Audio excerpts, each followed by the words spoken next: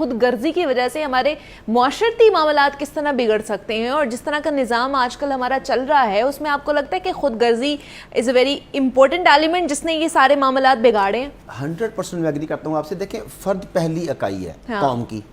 फर्द से बनता है खानदान, जी, खानदान से फिर उसके बाद वो कबीले बनते हैं, कबाइल से सोसाइटी या उम्मत बनती है, मुल्क बनता है, कौम बनती है। जब एक फर्द अपने घर से ही लाताल्लुक हो गया तो वो मुल्क से, कौम से, मिल्लत से ताल्लुक कहाँ पे रखेगा? इकबाल ने तो क्लियर कट कहा था, फर्द कायम रब्ते मिल्लत से है, तन्हा कुछ नहीं। कि फर्द की अहमियत, उसकी इंपॉर्टेंस मिल्लत के रब्त के साथ है। अगर वो तन्हा हो जाता है तो फिर वो कुछ भी नहीं है, मौज है दरिया में, बैरून दरिया कुछ नहीं। तो हमने इनफरादी सतह पर इतना ज़्यादा अपने आप को आइडियलाइज करना शुरू कर दिया कि हमने सेल्फियाँ लेने, टेलीविजन स्क्रीन के सामने या आईने के सामने खड़े होकर जितना स्पेंड सर्व करते हैं उतना हम दोस्त अहबाब के साथ, फैमिली के साथ, सोसाइटी के साथ सर्व करते हैं तो क्या होता। हमने बर्थडेज मनानी शुरू की तो बर्थडेज में हमने ये मनानी शुरू की कि मैं अपने फैमिली के साथ, बच्चों के साथ, दोस्तों के साथ एंजॉय करूं। आपकी बर्थडे आप चैरिटी होम में क्यों नहीं जाते? आप ऑर्फनेज में क्यों नहीं जाते? आपकी बर्थडे है, लोगों को कपड़े तकसीम करके आओ। आप तो रोज केक खाते हो, आप तो रोज पिज्जा खाते हो, भाई आप कुछ और कर लो जाके। तो हमने जब ये सोचा कि मेरी जिंदगी सिर्फ मेरे गिर्द घूमती है तो ये नतीजा मिला और पूरी की पूरी उम्मत, कौम बिगाड़ का शिकार हो गई। अब देख लें कि अगर बिजली के मामलात हैं, पेट्रोल के मामलात हैं, मैं अफोर्ड करता हूं तो मैं कहता हूं मुझे क्या, बाकी करे ना करे, मतलब मैं तो चलो अफोर्ड कर ही रहा हूं ना, मुझे किसी की गर्ज ही कोई नहीं है। लेकिन अगर मेरे दिल में पूरी उम्मत का दर्द होता तो मैं किसी ना किसी कौम के साथ, किसी ना किसी जमात के साथ सड़क पर खड़ा होता कि यार इस मामले को सॉर्ट करो।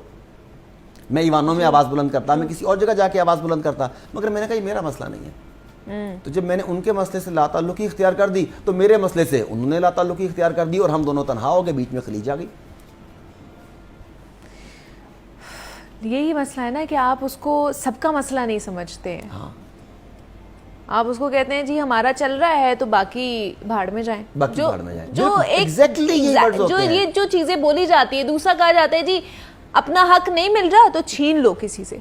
पहले ज़माने में ये चीज़ें नहीं हुआ करती थी, या इवन दो के बच्चों को भी नहीं कहा जाती थी। अब कहा जाता है कि अच्छा किसी बच्चे ने आपको एक मारी है ना, आपने 2 मार के आनी है। टॉलरेंस जो है, जो सोशलाइजिंग स्किल्स हैं, प्रॉब्लम सॉल्विंग स्किल्स हैं, उसे तो कर दिया एलिमिनेट। सिर्फ डोमिनेट कैसे करना है।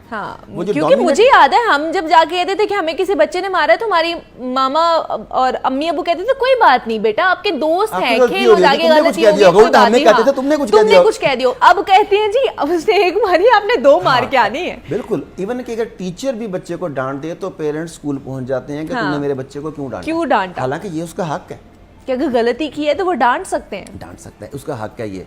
अब यही बात होगी कि नफ्सा नफ्सी सबसे पहले मैं, और ये नरगिसियत या सेल्फ सेंटर्डनेस की तरफ बात लेके जाती है कि मुझे अपने अलावा कोई और नजर ही नहीं आता। तो ये क्या नफ्सियाती मसला हो सकता है? बिल्कुल, इसके 2 पार्ट हैं। एक तो नफ्सियाती मसला है, अगर ये सेल्फ सेंटर्डनेस या नरगिसियत की तरफ, नार्सिज्म की तरफ चली जाती हैं चीज़ें, इस सूरत में तो ये है कि एक नफ्सियाती मसला है। अच्छा। और उसकी बाकायदा इलाज करवाना चाहिए। जब आपको अपने अलावा कोई नजर ही नहीं आ रहा तो आप बिल्कुल तन्हा हो जाएंगे। लेकिन हमारे यहाँ ये मसला नफ्सियाती कुछ लोगों में है, ज़्यादातर लोगों का ये समाजी मसला है। वो आसपास जो देखते हैं उसके मुताबिक वो रिएक्ट करते हैं। अच्छा। हम रिस्पॉन्ड नहीं करते। इस बंदे ने बुरा किया, ABC ने, वो बुरा था तो उसने बुरा किया है, मुझे रिस्पॉन्ड करना चाहिए कि मैं तो अच्छा हूँ ना, क्योंकि मैं अच्छा हूँ तो मुझे अच्छा करना चाहिए। अच्छा, लेकिन मैं रिस्पॉन्ड करने की बजाय रिएक्ट करता हूँ कि चूंकि इसने ऐसा किया इसलिए मैंने इसके साथ ऐसा किया। इसका मतलब है कि आपने अपना कंट्रोल तो दूसरे के हाथ में दे दिया। वो आपसे अच्छा कराए या आपसे बुरा कराए, आपकी ज़िंदगी फिर आपके कंट्रोल में तो नहीं रही ना। हमें ये सीखना पड़ेगा कि हमें रिएक्ट करने की बजाय रिस्पॉन्ड करना चाहिए। अगर वो झूठ बोल रहा है, अगर वो गाली दे रहा है, तो क्या मेरा स्टैंडर्ड, मेरा कैलिबर ये है कि मैं झूठ का जवाब झूठ से और गाली का जवाब गाली से दूं? क्या मैं इसी कैलिबर का आदमी हूँ या मैं उससे बेहतर हूँ? अगर मैं उससे बेहतर हूँ तो मुझे उससे बेहतर तरीके से रिस्पॉन्ड करना होगा, वरना मैं तो उसके लेवल पर आ जाऊंगा। फिर मुझ में और एक गली के जो सड़क छाप लोग, जिससे बदतमीज लोग हम कहते हैं, जो भी, उनमें क्या फ़र्क रह जाएगा?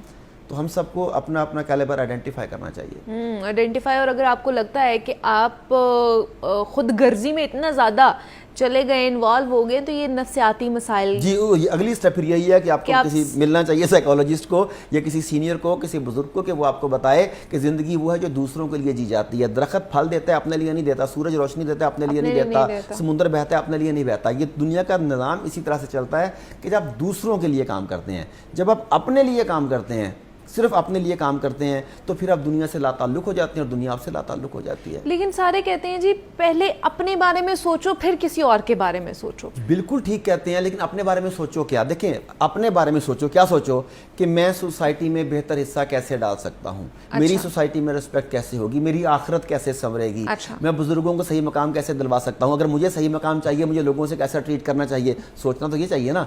ये सारा भी अपने बारे में सोचना है। अब जब मैं सोचूंगा कि अगर मैं बुजुर्ग हो जाऊं तो मुझसे बच्चे कैसे ट्रीट करें, तो मैं उनके सामने बुजुर्गों को वैसे ट्रीट करना शुरू कर दूंगा जैसे मैं चाहता हूं। गिव एंड टेक है, आप सोसाइटी को जो देते हैं सोसाइटी आपको वो रिटर्न करती है। तो आपने सोसाइटी को क्या देना शुरू किया है? जो आपने देना सोसाइटी ने वो देना शुरू किया। अपना सोच लो आप, आखिरत कैसी चाहिए आपको, जैसी आखिरत चाहिए उसके मुताबिक काम करना शुरू कर दो। तो ये भी अपने बारे में सोचना ही है। तो हमने सोचा कि अपने बारे में सोचना है कि छीनो झपटो और चीजें अपने पास ले आओ, वो है आर्जी, वो है आर्जी। साल की बात है, 2 साल की बात है, 10 साल की बात है, उसके बाद क्या होगा। लेकिन एक्चुअली अगर आपने अल्टीमेट सक्सेस देखनी है तो अपने इस दुनिया और उस दुनिया को मिला के देखना है और अपने लिए पढ़ाई करना। मैं सच कह रहा हूं, तो मेरा नहीं बनता ना बन, अपना तो बन। तो अपना ही बन जा भाई। ये सोच ले कि जो काम मैं कर रहा हूं वो दुनियावी या उखरवी दोनों लिहाज से मुझे निजात दिलवाएंगे, कामयाबी दिलवाएंगे कि नहीं दिलवाएंगे। तो अपने लिए ही सोच लें, मगर मुखलिस होकर सोच लें तो सबके सब बेगरज हो जाएंगे।